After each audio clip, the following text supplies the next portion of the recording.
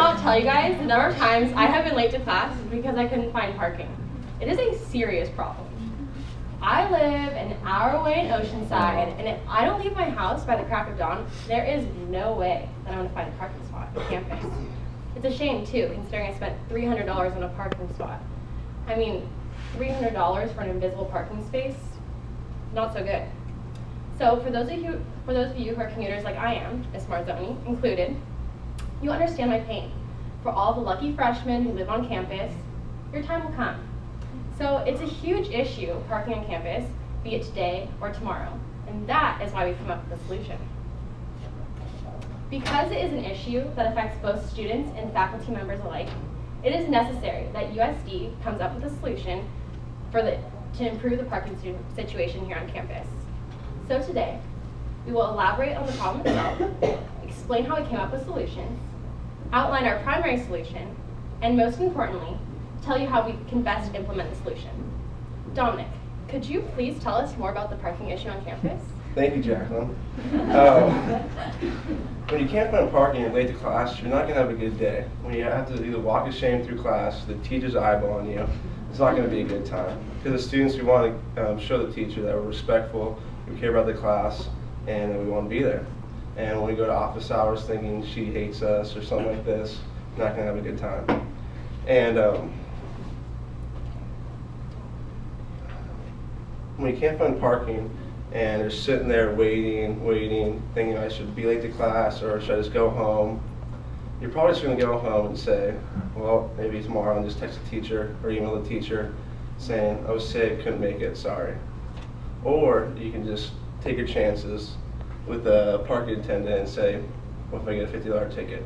And that's never a good time. And we thought of a couple solutions that probably are pretty good and that could really help USD campus. So when we were thinking solutions, it was actually harder than we thought it was, because this is obviously a complicated problem when there's 8,000 undergrad students and 11,000 students in total when you add the graduate students who are mostly commuters. It's a lot of people trying to park in a not very large campus.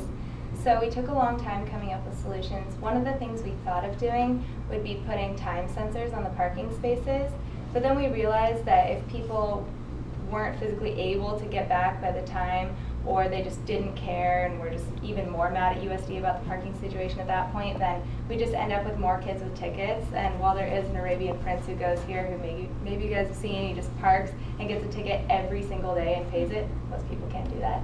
So we decided that that wouldn't really accomplish our goal. And we also thought about opening up the freshman reserve parking for everybody, but then again we also realized that it would eventually become another issue again because it wouldn't fully fulfill the lack of parking that we had. So eventually we realized that what we needed to do was start from the ground up and create new parking where it wasn't before, and we wanted it to also accomplish another goal of helping people get to class sooner rather than further hindering them if it were to be far away. So we came up with the golden idea, which is that. Yes, I thought of an idea that would accommodate not just employees here, but also all the students that commute. This parking structure would be built in the law library / Loma parking lot right over here. And it would accommodate for all those kids that can't find parking and that are late to class, that miss office hours and all of this. But this would be strictly for those commuters and those employees so that the visitors wouldn't be able to take over and screw us on parking. And the solutions that we thought of were kind of redundant, I guess. They didn't really go towards the group goal that we were trying to achieve. So this parking structure is the best solution that we could think of that would help get us to that goal. And Connor will explain on how this will come into play.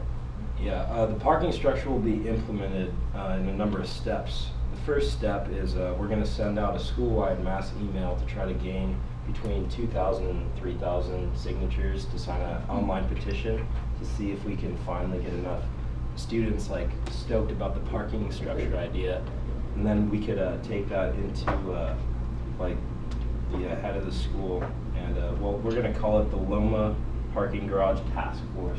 We're all going to get together and bring out petitions, and we're going to go around, try to gain more, because sometimes people don't check their email. And then we're going to be ready to discuss the topic with the new parking garage with anyone who wants to know like information about it. And to gain like money for that, we're going to try to like pay for it with like parking passes for the new structure. And they'll be cheaper than like $300 for the parking passes that you already paid to go here. So we were thinking maybe like a $50 pass, and if everyone gets one, it'll start to add up. But ultimately, once we feel like we have adequate support from the USD student body, we'll take this issue to the board and deliver our idea to them. We'll suggest that the parking structure be built over summer 2015, so it'll give us adequate time for fundraising and petition signing. And yeah, so that's how we're going to implement it. Thanks, Connor. Yeah. So, as you can see, it is necessary that we find a solution to the limited parking spaces on campus at USD, because it affects so many of us every single day. To sum it all up, we showed you why parking is such a huge issue on campus. We told you how brainstorming led to a hodgepodge of solutions. Then we revealed why building a parking garage is our most promising solution, and even let you in on how we're going to make it all happen. So, for all of you who ride your bike to school, kudos to you. As for me, I gotta run. I parked in the loading zone.